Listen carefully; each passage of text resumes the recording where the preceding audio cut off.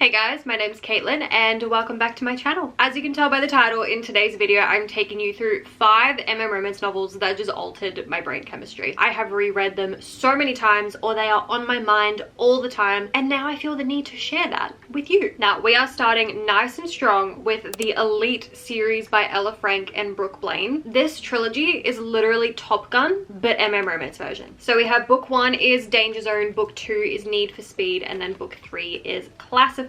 All 3 of these books follow the same characters. Their story is spread out over 3 books, but they are little, so it's very speedy to get through this whole thing. Panther and Solo are 2 of the best fighter pilots in the US Navy, and they're going up against 6 others in this program to see who is the best of the best, who is the elite. They both end up hitting up the exact same bar the night before this program starts, and the chemistry between them is undeniable. But despite the tension that is between them from the get-go, Panther backs off as soon as he feels Solo's dog tags, because he's not out and he will never hook up with anyone from the military just in case that jeopardizes it. So surprise, surprise, when they both show up on the first day of the Elite, and not only do they need to be fighting their attraction to one another, well, I mean, Panther's fighting it a lot harder than Solo, but you know, but they're also fighting to end up on top of the ladder. This book is so much fun because you've got the typical like straight-laced character in Panther, and then you've got the reckless one in Solo, and so it's such an opposite attract romance, but seeing how they fit together is just so damn good, especially because Solo knows that Panther wants him, so he's not letting go of that, and he will keep egging him on until Panther gives in. Like, it's just so much fun. I first read this in 2020, and it was one of the first romances that I ever read,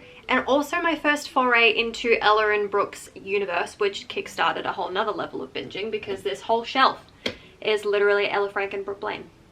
We love that. I also didn't realize when I started this that it was the same characters through all 3 books. So I started this when only the first 2 books had been released, and it was torture waiting for book 3 to come out. Oh my god. I've honestly reread this trilogy so many times I practically have it memorized. So if I ever had the chance to go back and reread this again from scratch, oh my god, would I take it, because I would love the chance to be able to just reread their banter and their romance all over again. Now I kind of want to reread this too. The second book on this list is Iced Out by C.E. Ritchie. Yes, I'm talking about the Late and You series again. What a surprise. I'm so sorry, but I'm also not. Quentin and Oakley have never gotten along, and you best believe that when they get to the same college and are now playing on the same hockey team, it's just getting worse. And when Quentin gets the captaincy position instead of Oakley, that's just the icing on the cake. But we all know that the line between love and hate is super thin, so when some taunting turns into a dare, turns into a blowjob at a party one night, and then that blowjob turns into them winning their next game when they've been on a losing streak, we all know how deep superstitions run. Quinn and Oak come up with this asinine plan that if they keep hooking up, the team will keep winning. And so far,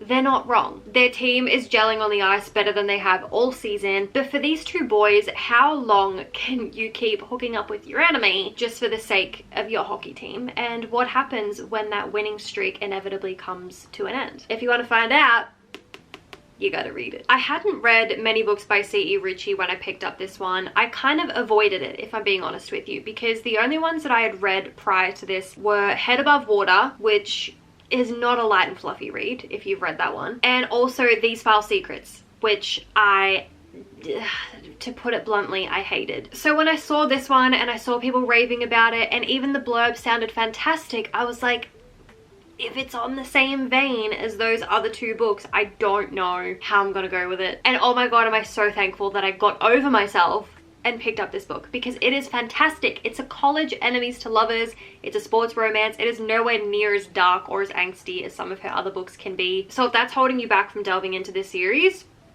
forget it. This is also a 5-book series. The first 4 books are currently out, and then the 5th one I believe is coming out next year, and oh my god, am I so excited. Now what's super surprising is that the next 3 books on this list are actually all 2025 releases.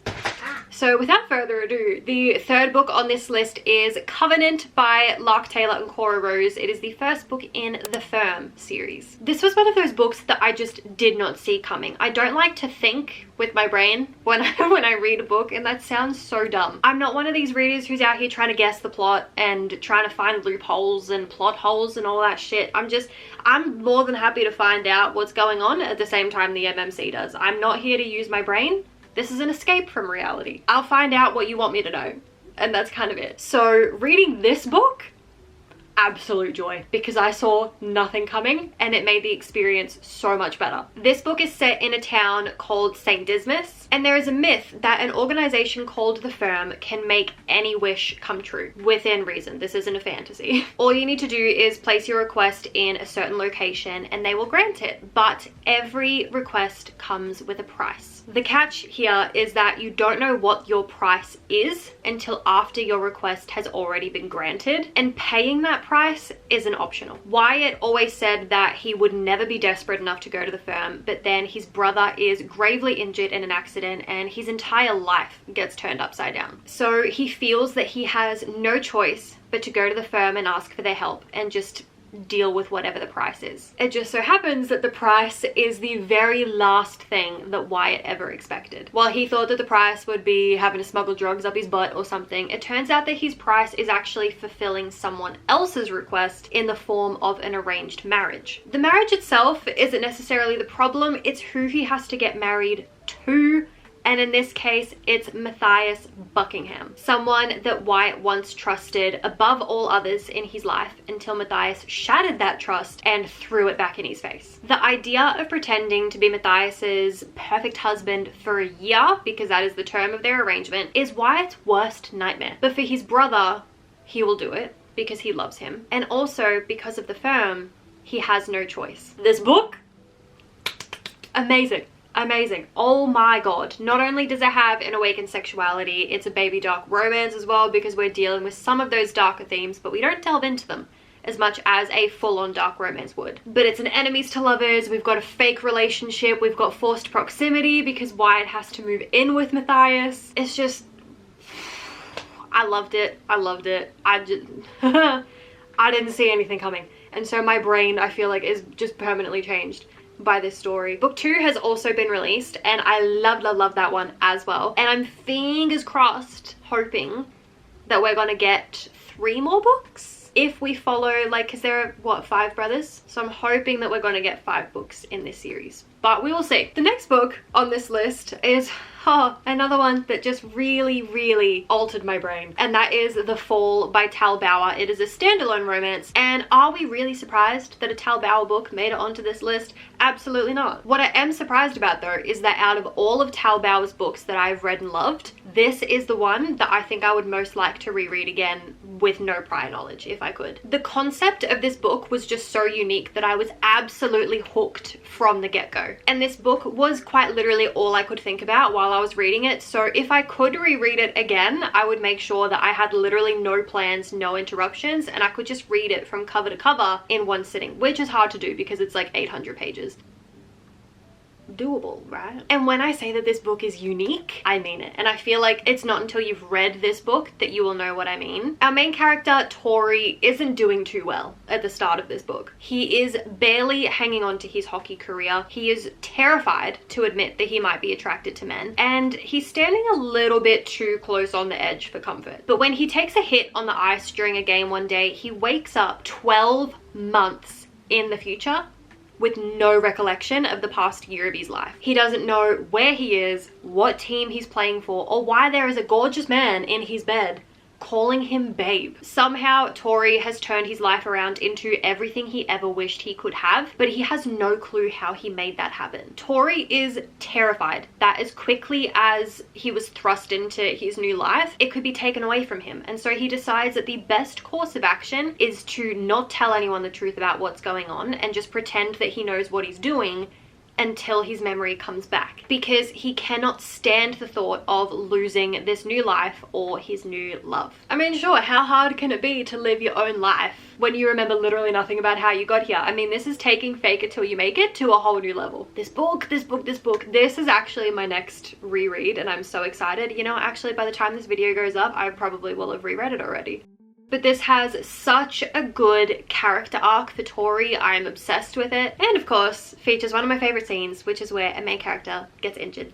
So if you like that too, just extra incentive, you know. The last book on this list is Bittersweet Revenge by Riley Hart. Is his first book in the Sins of the Father series. This book was so unexpected. I'm pretty sure it's Riley Hart's first foray into like darkish romance, and a lot of people didn't actually enjoy it because I don't think they thought it was dark enough. But truthfully, this had like almost every single trope that I love meshed into one book. Like there was no way that I wasn't going to enjoy this. One of our main characters, Dean, has been stalking Tiernan O'Shea for years. Dean's parents were part of an organized crime family, but they wanted to leave when Dean was about 4 years old. But the thing is, with that kind of family, you don't just get to decide that you want out. Dean had to watch as Tiernan's father, Sloane O'Shea, murdered his father, and then spent years in hiding with his mother until she too passed away. Ever since, Dean has only really had one goal in life: to kill Sloane O'Shea. His plan is simple: get accepted into Ashford University, get close to Tiernan, get an introduction to Sloane,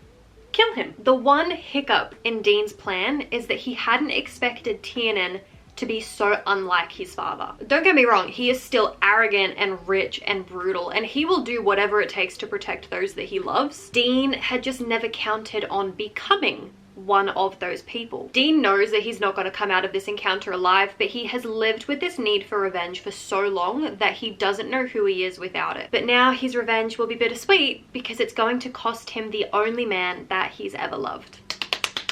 Oh, this book. I have already reread this book so many times since it came out. It's an anti-hero. It's got the baby dark romance theme going on. It's a benefits to lovers. It's got a perfect found family trope. It's a college romance. And again, features a scene where a main character gets injured. I mean, like, hello.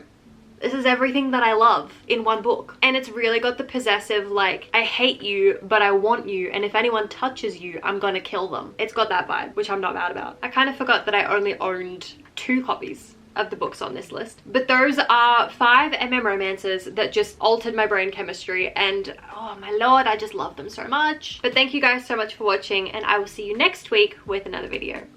Bye guys.